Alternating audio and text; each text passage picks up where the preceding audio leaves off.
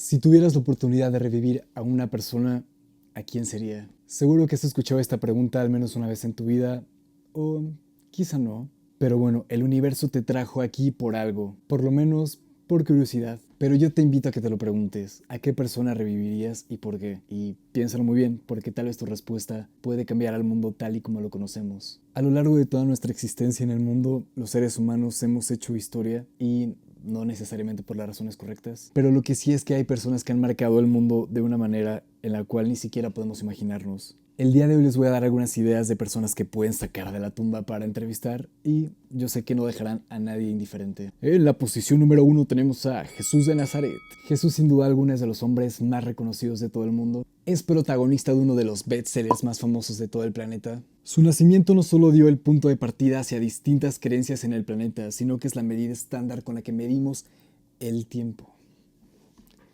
El fucking tiempo. Cuando tú en algún lado escribes la fecha, estás escribiendo el día desde la fecha de su nacimiento. Güey, es que Jesús va ganando. Ha sido modelo de miles de pinturas, se han vendido millones de esculturas que representan su muerte a mano de los romanos. Inspiró una gran cantidad de fanfics en Wattpad, como por ejemplo De Caín y Abel a Jesucristo. Jesús ama Spotify. 50 sombras de Jesucristo. Gay Turo más 18, entre paréntesis, gay. Wow, ese se ve interesante. Y de esto me encanta la descripción que pusieron. Ay, sí, Satán. Como anoche, ¿quieres que te siga mi? Uy, sí, papacito. Me encanta tu tercer pierna. Netflix. Tengo una historia que te puede interesar. A más de 2000 años de su nacimiento se han creado casi 2900 templos católicos y tiene alrededor de 1390 millones de fieles en el mundo. Y eso que no estamos incluyendo ni las iglesias ortodoxas, ni las protestantes, ni las cristianas. Sin miedo a equivocarme puedo decir que Jesús es de los hombres que más ha generado empleos alrededor del mundo. Y me tomé la libertad de hacer una lista de todos los empleos que genera tan solo la iglesia, por ejemplo. Y a esto me refiero con la construcción, con el mantenimiento, como personal de construcción, los administrativos, los que limpian, los jardineros, los electricistas, los músicos, los pintores, los escultores, los diseñadores gráficos, los de imprenta, las mismas personas que imparten, que también les pagan, claramente. Y cuando digo impartir me refiero a que los que dan las misas, etc. Y sin duda creo que me faltan todavía muchísimas personas que mencionar, pero nomás algunos cuantos. Y mira, hasta el fotógrafo que fue a tomarle las fotos a tu prima Susana ahí en la iglesia del Sagrado Corazón también tiene trabajo gracias a Jesús. Muchas cosas se podrán decir de Jesús, pero de que es un hombre que generó millones de euros, de oro, de todo, nadie lo puede negar. Le preguntó a una inteligencia artificial más o menos de cuánto es el patrimonio del Vaticano y esto fue lo que me dice. El Vaticano, como sede central de la Iglesia Católica, posee un patrimonio significativo, aunque es difícil determinar una cifra exacta debido a la naturaleza reservada de sus finanzas. Se estima que el patrimonio neto del Vaticano oscila entre los 10 millones y los 15 millones de dólares. ¿Tú crees, chiquis? ¿Tú crees que...? Bueno, continuemos. En 2020, el Vaticano reportó ingresos de 248 millones de euros y gastos de 315 millones de euros, con un patrimonio neto de aproximadamente 1.379 millones de euros, perdón. Imagínate ser una persona que fue conocida por ser humilde, por apoyar a las demás personas, ser una persona que andaba con ropa muy humilde, y no lo digo de manera peyorativa para nada, y que a día de hoy personas que profesan con tu nombre y básicamente hacen cosas bastante cuestionables, ganen tanto dinero. Todas estas personas que llevan la batuta en la religión católica son personas que viven en castillos de mármol, con oro, con muchísimo dinero, con recursos, con comida, y son cosas que él no tuvo. Digo, también yo sé que estuvo en una época bastante complicada en la que pues tampoco había mucho que pudieran hacer, claramente. Y no me malentiendan, no es que quiera que todos esos señores que viven en el Vaticano vivan en la calle, muriendo de hambre, porque ellos no, ellos claramente comen muy bien y comen 3 veces al día. Pero ¿sabes quién no tiene para comer 3 veces al día y a veces ni siquiera una sola? En el 2022 tenían un conteo de 712 millones de personas que viven en pobreza extrema alrededor del mundo. Y estamos hablando de que una de las ciudades más ricas del planeta no hagan nada para controlar el hambre en el mundo. No sé, al menos a mí no me parece algo para nada correcto. Y Jesús, créanme que no estaría para nada feliz de que estas personas que tienen los recursos, o sea, Jesús en su momento ni siquiera pudo hacerlo porque, o sea, ayudar a más gente es a lo que me refiero, porque no tenía la capacidad. Y estas personas que profesan con su nombre y que ganan dinero de él, ¿cómo no lo pueden honrar por medio de eso? No, no sé, no me cabe en la cabeza. Yo no soy para nada creyente. Sin embargo, creo que Jesús fue una persona que tenía muy buenas intenciones y que quería ayudar a la gente. Hay gente que vive en la calle, que pasa hambre, que está enferma. Y la iglesia vaya que tiene inmuebles donde pueden vivir personas. Busqué en un sitio web, que bueno, tómelo con pinzas porque no nos consta nada de esto. Si tienen más dudas, los invito a que también puedan buscarlo y si tienen algún comentario o algún dato que esté dando incorrecto, son libres de dejarlo aquí abajo en los comentarios para que podamos todos aprender. Pero bien, después de este disclaimer, ¿cuántos bienes tiene la iglesia? La Santa Sede tiene un patrimonio inmobiliario de 883 millones de euros. En gran parte está compuesto por unas 5.000 propiedades. La mayoría de ellas están en Italia, pero también en Francia, Reino Unido y Suiza. Se detallan 4.051 propiedades en Italia. El 40% de los edificios son escuelas, conventos y hospitales, que, bueno, mínimo. A precio de mercado alquila un 14% de sus propiedades en Italia, así que pues también por ahí hay money, money, money. En fin, si pudiéramos revivir a Jesús, ¿qué le preguntaríamos? ¿Qué opina sobre la guerra de creencias? Que es un tema que hasta el día de hoy, más de 2000 años después de su nacimiento, me parece increíble que en este momento de nuestra sociedad sigamos teniendo este tipo de conflictos. Y digo, tampoco es que yo quiera que todo el mundo se vuelva cristiano. Pero la realidad es que la gente es muy poco tolerante con las creencias de las demás personas y a huevo quieren imponer la suya, y eso es lo que ocasiona todos los problemas. ¿Qué opina de la capitalización de la iglesia en el presente? Que vaya, como les acabo de comentar, creo que sería algo que para nada estaría de acuerdo. No estaría de acuerdo con que estén guardándose el dinero abajo de la cama cuando hay muchísima gente que necesita los recursos. Y revivirlo claramente sería un gran punto de quiebre en la humanidad, porque cambiaría tantas cosas respecto a lo que realmente él quería y no las cosas que decían otras personas que él decía porque el otro dijo que esto es lo bueno, porque el quinto mandamiento dice esto y somos conscientes de que la Biblia ni siquiera fue escrita por Jesús para empezar. Digo, yo no soy el más experto, no es que yo acá tenga mi librero de libros católicos, evidentemente. La Biblia la escribieron personas ajenas a Jesús y ajenas a su familia.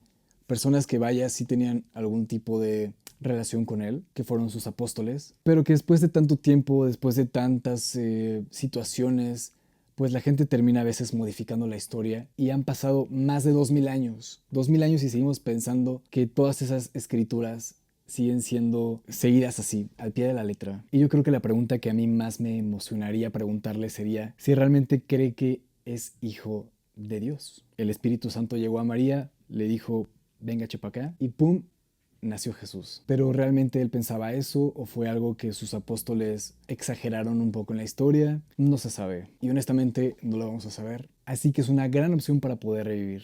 Candidata número 2, Cleopatra.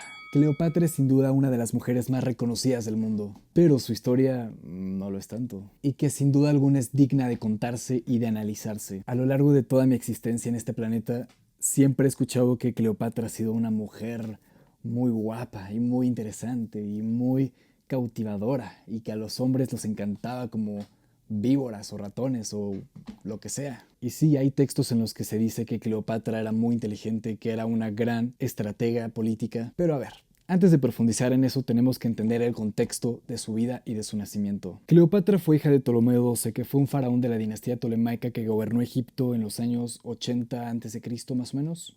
Y vaya que la sociedad tolemaica no era para nada sencilla. Eran guerreros desalmados que buscaban el poder a toda costa y no importaba si se tenían que quebrar a su prima, a su hermano, a sus papás, a quien fuera. Ellos no discriminaban, ellos se echaban por parejo.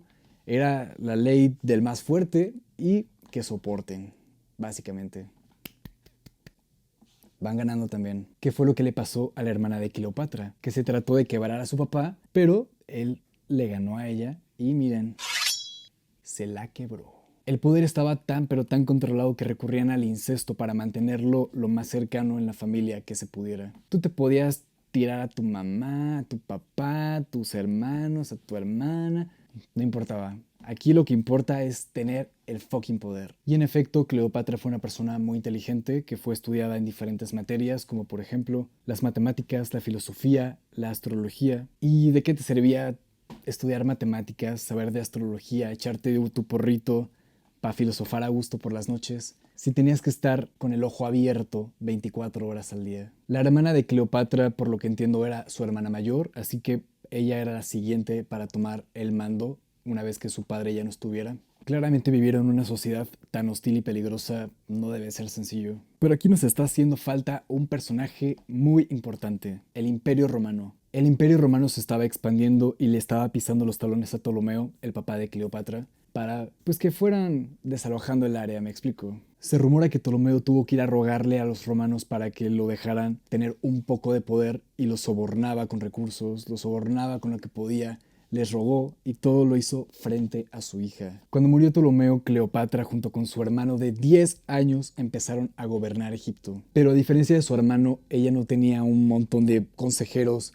tratando de meterle cosas en la cabeza. Si siendo la hija del gobernador corría peligro, ahora imagínense ser la mera gobernadora del lugar. Ahora Cleopatra no podría ni dormir, ni tomar agua, ni comer sin pensar que pueden envenenarla o golpearla o hacerle algo peor en cualquier momento. Pero como en todas las historias no puede faltar un papá que deja un chingo de problemas cuando se va, tenemos a Ptolomeo, que dejó un chingo de deudas a sus hijos que tuvieron que dar la cara al Imperio Romano. Y miren, esta historia es tan larga que lo estoy tratando de resumir lo más posible. Cuando Julio César fue a Egipto a hablar con Cleopatra y con su hermano para checar lo de las deudas de su papi, al chamaco se le hizo una excelente idea, que no fue tan su idea porque estaba manejado por los concejales de ahí, y mandó a desuscribir a uno de los mayores enemigos de Julio César. Abrió un cofre y le entregó su cabeza. Julio César para nada se lo tomó como algo positivo y se molestó tanto que mandó a terminar con la vida de las personas que habían mandado a terminar con su enemigo. Pero al chamaquito no, a él todavía no se lo quiebran, ¿ok? Como gobernante de Egipto ya había empezado con la pata izquierda, lo cual ocasionó que Cleopatra tomara ventaja. Lo que se cuenta por ahí es que fue a buscar en una noche a Julio César a donde se estaba quedando y empezó a hablar con él, a platicar, que estás muy guapo, estoy buscando Sugar Daddy. Y a ver, que no estoy mamándome, realmente era impresionante la edad que se llevaban. Cleopatra tenía un poco más de 20 años y él tenía más de 50, pero eran otros tiempos, todo bien. Lo que buscaba Cleopatra con esta estrategia era tener un poco más de tiempo y tener a una persona que fuera aliada y que la protegiera. ¿Me explico? Tiempo después, Cleopatra queda embarazada de Julio César y tienen a su hijo Cesarión, asegurándose así de tener al menos un poco más de tiempo para pensar en qué hacer al futuro. No me gusta pensar mal y no lo digo de una manera negativa, pero ¿qué hubieras hecho tú si tuvieras la posibilidad de hacer eso y salvar tu vida? Pero como estamos en el siglo -1 y todo se arregla con complots y cuchilladas, es así como termina la vida de Julio César a mano de sus similares. Una vez más Cleopatra estaba expuesta junto a su hijo de recibir algún tipo de agresión ya que no estaba César para protegerla y tenía que estar nuevamente al pendiente de todo. Se dice que una noche mientras estaban velando a Julio César, entró Marco Antonio a visitarlo. Marco Antonio fue un destacado político y gobernante romano que era muy cercano a Julio César, era básicamente como su mano derecha. Por lo cual ahora que Julio César no estaba, él iba a tomar un gran poder en la política. Y es ahí cuando Cleopatra vio la posibilidad de estar con él para salvar su vida y la de su hijo. E incluso hay textos en los que se dice exactamente qué fue lo que hizo Cleopatra para enamorar a Marco Antonio. Y vaya que lo consiguió. Pero como la que se encula pierde, nuestra Cleopatra perdió y se terminó enamorando profundamente de Marco Antonio. Sin embargo, no pasó mucho tiempo para que Marco fuera y nuevamente Cleopatra se quedó sola. Y ahora sí, no había nada que la pudiera defender. A estas alturas Cleopatra estaba tan inmiscuida en la política romana que era la siguiente en la lista para que también terminaran con su vida. Así que decidió terminar por su propia cuenta con su vida tomando un poderoso veneno. Ahora podemos entender por qué le dicen cazadora de hombres, sí, claro, por andar con dos, con Julio César y con Marco Antonio, sí. Vaya prostituta. Más que entrevistarla me gustaría dejarla hablar y que ella pudiera contarnos de su propia mano qué fue lo que vivió, qué fue lo que pensaba, qué es lo que piensa ahora, que la tachamos de una prostituta, de una mujer interesada, cuando lo único que hizo fue buscar su seguridad, buscar la supervivencia de su hijo también. Y vean cómo terminó la historia. A lo largo de la historia las mujeres han sido señaladas, criticadas, juzgadas, las llaman manipuladoras, interesadas, que tienen malas intenciones, lo cual nos lleva a nuestra siguiente candidata. En México tenemos un término muy particular, malinchista. Malinchista es un término usado para describir a una persona que muestra una preferencia o admiración excesiva por el extranjero y desprecia la cultura propia. Y esto tiene su etimología en una persona, la Malinche. La Malinche, Malitzin o Marina como la conocían, fue hija de un gobernante en el sur de Veracruz, en México, que al igual que Cleopatra fue educada en diferentes materias. Aprendió diferentes lenguas gracias a las relaciones que su papá tenía con las poblaciones aledañas, lo cual es un puntazo para lo que viene. Malitzin estaba destinada a ser la siguiente gobernante de su poblado. Sin embargo, cuando murió su padre, su madre se casó con otro hombre y tuvieron otro hijo, el cual era el siguiente gobernante de la región y no la Malinche. Y de aquí se desprenden dos teorías, las cuales pues no se sabe cuál es realmente. Una dice que fue desterrada de su poblado para dejarle el poder al varón. La otra opción es que fue secuestrada y llevada a un mercado e intercambiada varias veces como esclava hasta que le fue entregada a Hernán Cortés como ofrenda de paz por los mayas. Gracias a los conocimientos de la Malinche en las lenguas de la región, fue usada por Cortés para traducirse. Y yo sé que tal vez te estás preguntando cómo se comunicaba la Malinche con Hernán si la Malinche no conocía el español. Pues muy bien, aquí entra un nuevo personaje. Jerónimo de Aguilar fue un clérigo español exiliado a América. Fue capturado por los mayas en 1511 hasta que fue rescatado por Hernán Cortés 8 años después. Tiempo suficiente para conocer la lengua de sus captores. Cada vez que Hernán Cortés llegaba a un poblado nuevo, esto era lo que pasaba. La Malinche se trataba de comunicar con las personas de la región y una vez que entendía más o menos lo que le decían, ella le decía a Jerónimo y Jerónimo le decía en español a Hernán Cortés. ¿Y por qué no quemamos a Jerónimo también? ¿Por qué solo a la Malinche? Ella no solo era la única traductora, también estaba ese güey. Entonces, ¿por qué no vamos todos a casa de Jerónimo y le decimos, güey, qué pedo? No mames. ¿Y nuestras tierras, cabrón? ¿Qué chingados? Mientras Hernán Cortés pasaba por América, se enteró de la existencia de los meros caguameros, los que repartían y partían madres, los aztecas. Es así que cuando llegaron con los tlaxcaltecas y se empezaron a agarrar a madrazos, se dieron cuenta que eran enemigos cantados también de los aztecas y decidieron aliarse con ellos para derrotarlos. Y lo demás es historia. Tan solo un año y medio más tarde, Hernán Cortés logró conquistar Tenochtitlan. Se están dando cuenta de lo anecdótica que es la participación de la Malinche en la historia, pero me parece increíble que en una historia en la cual hay puros conflictos entre hombres, sea la mujer a la que le hacemos un término peyorativo y que seguimos usando. O sea, no es algo que se usó en sus tiempos, no. O sea, hasta el día de hoy seguimos llamándole malinchista a la gente que prefiere lo extranjero, cuando en ningún caso ella decidió al extranjero. O sea, sí se cuenta que fueron pareja y creo que tuvieron un hijo también, si no recuerdo mal. Pero estamos hablando de que era una mujer que fue coaccionada, obligada a colaborar, que fue una mujer que fue entregada como esclava. ¿Qué tipo de poder tenía ella? Aquí, ¿cuántos hombres están involucrados? Está el traductor, Jerónimo, está Hernán Cortés, están el mero caguamero de los tlaxcaltecas, está Cuauhtémoc, está Moctezuma, está el primo, hasta el primo,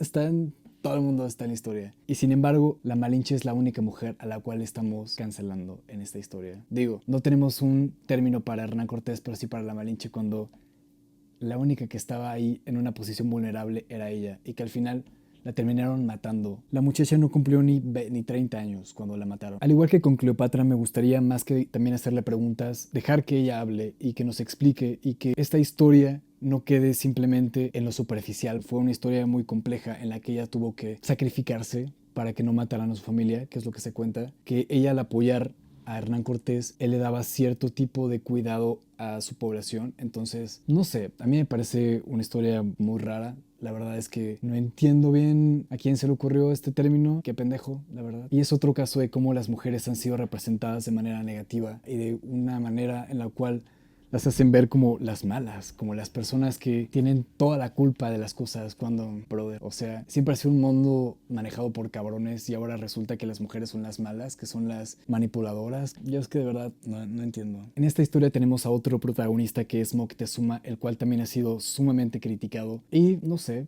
me parece importante que platiquemos de su historia, pero creo que ya sería en un siguiente video. Ya les di un spoiler de lo que vamos a hablar en el siguiente. Quiero saber tú qué piensas de estas historias. ¿Tú crees que sería importante revivirlas? Yo creo que totalmente sí, ya que tenemos un pensamiento bastante negativo sobre muchas de sus causas, de sus decisiones de vida. Y me parece importante hablar de ellas, ya que nadie tiene la vida resuelta. Todo el mundo toma decisiones, a veces buenas, a veces negativas. Y no por eso tienes que ser crucificado, ni tampoco te tienen que hacer un término peyorativo con tu nombre. ¿Tú qué hubieras hecho en el lugar de la Malinche, que estaba obligada a trabajar, obligada a caminar, obligada a traducir?